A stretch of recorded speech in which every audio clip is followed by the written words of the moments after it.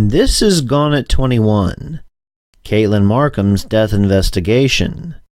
Welcome to the breakdown. Episode 1, What Police? In this first episode, I'm going to walk you through what the police did and didn't do during the initial investigation. During this episode, you will hear some information that you probably already heard.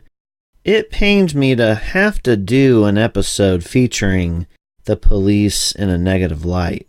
I would much rather do this episode on how the police investigated this case so good it led to an arrest and a conviction of the right person or people. Unfortunately, in my opinion, I feel the lack of effort and aggressive investigation has led to where we are now.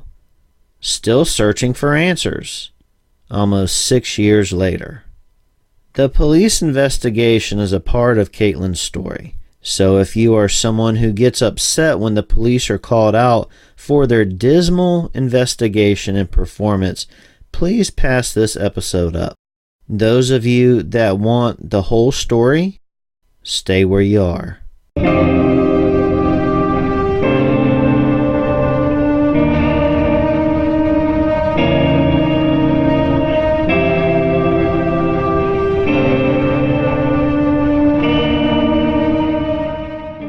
The police arrived at Katelyn's townhouse to find her car, purse, wallet, and keys, and all her belongings except her cell phone. None of her friends or family knew where she was. After observing the scene and circumstances, the police officer who arrived on scene first thought it important enough to call detectives out to the townhouse. This doesn't happen with all missing person cases. The police officer asked that no one enter the townhome because the detectives were on their way. The officer already on scene found it important for David Markham, John Carter, John Palmerton, Katie Harris, and I believe Matt Rokamp to stay out of the townhouse. Why? Because it's a possible crime scene. Dave Markham explains. The police asked us to wait outside while they went in, and he wandered back in the house at one point. So I'm not sure why he was doing that, but they asked us to stay out until, detectives could come over. So, after being told to stay out of the house, John actually went back into the house, went back into the crime scene, basically. Correct. If John could walk back in the townhouse, it's safe for me to say that there was no crime scene security. The officer was not in a position to stop John from walking in the possible crime scene. Every time someone walks into a crime scene, outside material can be brought in, and inside evidence can be taken or tracked out. If an officer asks people to stay out, then the proper security needs to be in place to keep people from entering. The detectives looked through the townhouse, saw the personal items anyone going out would need, especially a purse and a wallet and all the items that go in the wallet, and also her keys, and decided not to process the scene at the time, or even secure the scene to avoid contamination and to keep the integrity of the scene intact for later processing. By the way, David Markham was on the lease and still had property in the townhouse. In most areas, that makes him the legal resident. So no warrant would be needed to process the common areas of the townhouse with Dave's permission. They just kind of walked in, I don't remember exactly how many, 3 or 4 of them walked in. They did put rubber gloves on and they went in the house. They did not take any, I don't recall them taking in any kits or, evidence-taking kits. They just kind of looked around. It was not considered a crime scene or it was not blocked off or locked out for nearly 3 days. And then they finally locked it up, and nobody could get in. John and his mom had been in there a couple of times. But, it took them 3 days to consider it a crime scene. Did you see the police go to any of the neighbors and ask them if they had seen anything that morning or the evening prior? I don't recall them doing that. It was getting late. No, I don't really recall them going to knocking on any neighbors' doors. None of the neighbors really came out. 3 or 4 officers on a missing person case, really? Why? Because this case was not your ordinary missing person who got mad and just left for a while. This was something different. The police also didn't speak to neighbors who may be possible witnesses during the initial response. Here is Katelyn's neighbor, Brian. The police came over Tuesday or Wednesday, whenever, I think Tuesday, to interview us. And we gave them our information, told them the same thing, basically what we saw. And that's really the last I heard from them. And it was the day after. It was a day or two after when John had come back knocking on the door.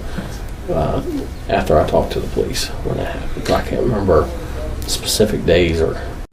A day after John came back banging on the door is when the police spoke to Brian, the neighbor. And I want to say it was that Tuesday or Wednesday. I was getting ready to leave for work. I usually leave around 7. All of a sudden I hear a banging on the door, not knowing what it was, so I went around, and John was there. He'd pulled his car up behind in their parking spot there and was banging on the door, and I went over to check and make sure he was okay, and he's just saying, I miss her, I just wish she'd come home. And then he got in the car and left.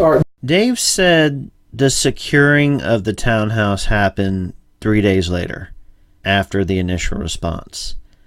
And Brian said Tuesday or Wednesday was when John came back banging on the door. I would conclude by putting these two statements together. If John showed up banging on the door Tuesday, then the police interviewed neighbors on Wednesday. If not, and John showed up Wednesday, then the police interviewed Brian on Thursday. Either way, it was too long to wait to get a statement from neighbors that may have seen something. If the police interviewed neighbors Sunday, when they initially responded, they could use those statements, like Brian's, to question statements made by friends who saw Katelyn last. I looked to the media to determine when the townhouse was processed, which will also give me an indication somewhat of when it was secured, probably a day or so earlier than it was processed. And the day it was processed, Brian was interviewed. New developments in the missing Fairfield woman. Many of you wanting to know how she could just vanish. Today, detectives were back at her home to try to get answers as friends and family are handing out flyers right now in Hamilton. Friends and family of Katelyn Markham are asking you to take a closer look at the 22-year-old, now missing for 5 days. Today, Fairfield detectives were back out at her Dorshire Drive townhouse. Neighbors say they were snapping pictures of inside and out. Police say still nothing points to foul play, but they are hoping to find more clues inside the house, the place Katelyn was last seen. That was WLWT Karen Johnson reporting there. And that video was marked August 18th, 2011. It appears it was 4 days later when they processed the townhouse. Now, let's move over to WCPO clip, which was also published on the 18th of August. Investigators spent hours in Markham's home today looking for anything that could be out of place or that would help them figure out what happened. They say so far there's no sign of her running off or foul play. Back at the townhouse to me means after the first initial response. Now, I have been on both of those news channels, and they release their stories for the local news, and after it airs, they put it on their website and on YouTube, that occurs usually the same day. At least that's been my experience. The media clips support Dave Markham and Brian's statement that the townhouse wasn't processed by police until several days later, and the police didn't speak to neighbors for days after the original report was taken. Please go to the Gone at 21 Facebook page to see a snapshot for proof of the date attached to the video. After leaving Katelyn's house, everyone, including John Carter, went to the police station for further questioning. John gave his phone to the police and left it in their custody. After John picked his phone up, he deleted several messages from certain people, not just Katelyn. We will go into detail later on in the breakdown about whose messages he deleted. John and Karen claim the police called John back several days later to bring his phone back. When John arrived, they questioned him on why he deleted messages. He said his phone was alerting him he had too many messages and had to delete some.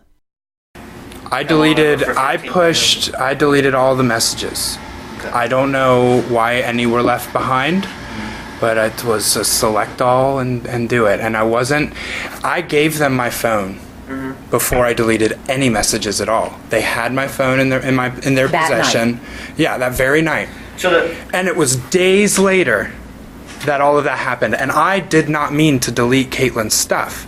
I was just pushing select all, and then I was trying to uncheck the ones that from her, but it just didn't go that way, and they wound up being deleted. But they had my phone. They actually took the phone from you and took it out. Exactly. Before I ever even deleted anything at all, they had my phone the whole time. Please don't, Mom. No, I need to clarify this. And they took his phone, but they didn't even give it back to you that night. No. How long did they have it? Yeah. Oh yeah. Yeah, and they didn't copy anything. They didn't do anything. They didn't ask for my phone until after I went back in. Okay, so that night they took his phone. They had his phone. The assumption is that if they were doing the right thing, they would have downloaded everything immediately from his phone. Yeah. Right. They told him he could come back and get his phone. Okay. Then he had his phone for how long after that? For a while after that. I mean, I don't remember any of that crap. He was over at his dad's house. It was several days later they asked for his phone again. I don't know how many times they took his phone, and then they're like, well, why did you delete all this? He goes, I was afraid she'd try and get a hold of me, so I was deleting to have room in there for her. Because it was saying I had too many messages and stuff like that. But you said at one point you kept the picture text, or at least the picture text. I don't remember, man. I'm sorry. No, they're saying he didn't keep it. Okay, so they're saying that's the one he didn't respond to. That's what the police said. The records, when they got them, and I guess apparently they felt it not necessary to do that when they had it the first time, which is kind of ridiculous, baffling. It's a little more questionable than him deleting his messages. Are you kidding me? You had John's phone and gave it back before you copied all the data? This can't be. Detective Vance Patton hadn't heard about this and, quite frankly, was skeptical about the claim from John. Of course, Indiana wasn't even involved in the case at this point. I was skeptical as well until I saw it. The text message between Detective Irvin and I about this very subject in April of 2015. In a case like this, it is good to go and take another look at all the information, but I hadn't gotten to that text yet and totally forgot about it. It will be posted on the Gone at 21 Facebook page. Basically, the text was saying detectives looked at the text messages on John's phone the 14th, gave it back, downloaded the 18th when the messages and picture text and everything important was gone, and the 27th. So they had the phone 3 times. 3 times. Should take 1 time. You have the phone, you keep the phone until you finish, you have an expert come in, and you duplicate that entire phone. You make a clone of that phone, and then you give it back. You took the phone, you looked it over, You didn't download anything. You gave the phone back. The 18th, you call him back in. That's 4 days later. And he's erased everything. Everything of importance, as we're going to get to later on. And then you give it back to him again. And then you call him back in to finish downloading the phone. We better move on. No, we're not going to move on just yet. John was right. The police allowed evidence to walk out the door without downloading it. This was important, very important. It was a big screw up. Chief Dickey? We have done everything that modern police investigative techniques require. Let's move on. Witnesses are an extremely important part of any investigation. Identifying witnesses that were close to the victim or in the victim's inner circle is critical. They may not have committed the crime, but they might have some insight into what happened and who was involved. Or they could have had a part in it. It is very important to speak to people other witnesses mention as being relevant in the victim's life and close in proximity to the victim at the time of the crime. In this case, Heather Hapney and Ryan Isaacs. We know the police didn't speak to either of them until 3 months after Ryan's polygraph, which came after Heather failing her polygraph in epic proportion, per Brad Kelly. Let's listen to their responses again when asked before their polygraphs if the police had interviewed them. Has anybody contacted you in reference to this case, the police or anybody? No. No. Ryan, I had one more question to ask you. Certainly. Has anybody contacted you from either police department, Indiana or Fairfield, or any other private investigator? Have they contacted you in reference to this incident? Nobody that's of anyone other than my circle of friends has not talked to me at all. Never. No police, no investigators, nobody. Yep, you heard it before, and you heard Allie Markham's friends who were at Katelyn's townhouse approximately 24 hours before Katelyn went missing. They saw Katelyn come home from the bonfire that John had at his house. Remember that? Right after the festival, they went and had a bonfire, and certain people said that Katelyn was upset and other people said that she wasn't. If you don't remember that, you haven't been listening to all of the episodes and you've been skipping, so go back and listen. 3 boys, 2 which were driving that I know of, and 1 girl besides Allie. Unfortunately. And it's honestly blown my mind that nobody talked to us. Yeah, because I mean, the people that were there the night before, that's kind of... What is it? The police has never? No. Never. Nobody's ever said anything to us, Allie ever. told me that the investigator was probably going to talk to me, and I never got a call from anybody. Never. Yeah. That's what we thought. Even Jake. Crazy that they wouldn't have. When I sent you Jake's number, I'm guessing you contacted him because he had called me back. And that's the first time I've heard of him since last week when I was talking to you. Yeah. And he was telling me that it's even weird that nobody's talked to us. So. Yeah. Yeah. That's 6 people that had relevance and were not spoken to. The last clip you heard was from December of 2015, 4 years and 4 months after Katelyn disappeared. But we have to remember, Chief Dickey? We have done everything that modern police investigative techniques require. Brad Von Bargen is the second to last person to see Katelyn alive. Had a car that needed to be processed, but it wasn't done by the police. If John Carter's car was processed, why not Brad's? He was there. It needed to be done.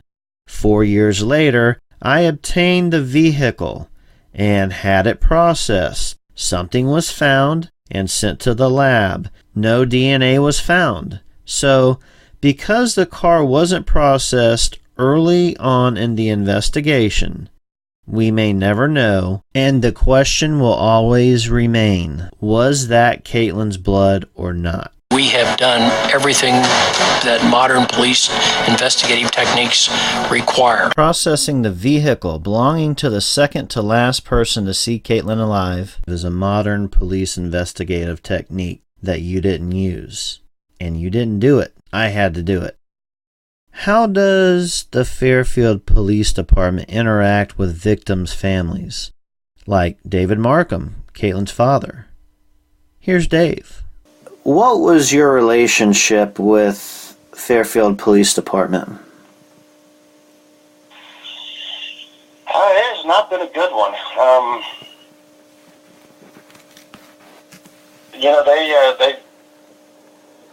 It got where I didn't trust them at all. They wouldn't return my phone calls. After she was found, they wanted to dump the case off in Indiana and say it was Indiana's jurisdiction because she was found in Indiana.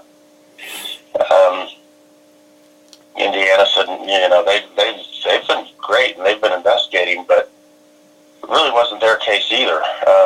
Fairfield still has all the evidence. Fairfield's holding all the evidence. But it got to the point where if I would try to call Fairfield and get a hold of the detective, she would actually call Indiana State Police and have Indiana return the call. So I got where I was not talking to Fairfield at all. They weren't real sympathetic to victims' families then. It certainly didn't feel that way, no.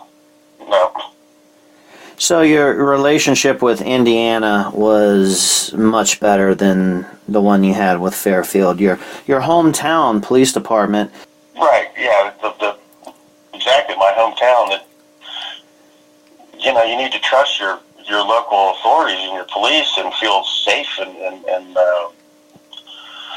feel like they're going to have your back or they're going to protect you. And it's really kind of made me wonder just in general about them. Right. It just doesn't seem like it. It just doesn't seem like they cared. The investigation was kind of just slow moving. I think that there's been some things that even you have found out that they didn't find out, and I just did not get the feeling that they wanted to take this case on, that they cared about the case, that they cared about getting it solved. Why do you think that? Why do you think that is? Well, I don't know. There's two other cases that are unsolved. Right in the same area. And I don't know. It's just a feeling I have, and they've turned down help from the FBI. They turned down FBI offered to bring a dog in, right away, and Fairfield, turned it down. I don't know. If it were my town, I don't care who solves it. I don't care if it's ego thing or what. I don't care. If it were my town, you're not going to get away with it. Even, if I have to use the FBI or I have to take it in means, I don't need credit for solving the crime, but you're not going to get away with it. That's the feeling I would like to have in Fairfield. I think a lot of other people would like to have that same feeling in Fairfield as well. No sympathy for the family members of victims? Not returning phone calls? Having out-of-state detectives answer family members' questions? No contact or updates for the father of the victim? Feelings that the police don't care? Slow-moving investigations? According to Dave, FPD, Fairfield Police Department, turned down help from the FBI. They offered to send a canine. And according to Dave, Fairfield declined. Dave's final thoughts about the Fairfield Police Department. The police force is really the only place they can turn to, to look for answers. And the family needs to know that the police force that you are relying on really is doing the best they can, and they really do want to show, one answer for the family. And you didn't get that? No, I did not. From what I pointed out about the police investigation in this case, I simply ask, was Katelyn represented by a competent and aggressive police investigation? How about the other 2 murder victims whose cases haven't been solved that Dave referred to? So I know the answer to that question in Katelyn's case, but what about Chelsea Johnson and Joey Oakley? Did they get this? We have done everything that modern police investigative techniques require. When asking what the police are doing to solve their kids' murders, because if they are getting that same answer, maybe it's time for someone to find out if it's true or not. Could I go on about the Fairfield Police Department? Absolutely. Am I going to? No. You get the point, and quite frankly, I'm sick of talking about them. Please like and subscribe. If you're listening on iTunes, please rate and review. If you would like to support this podcast, you can go to patreon.com/Gone at 21. Until next time, I'm Jay Ryan. Take care.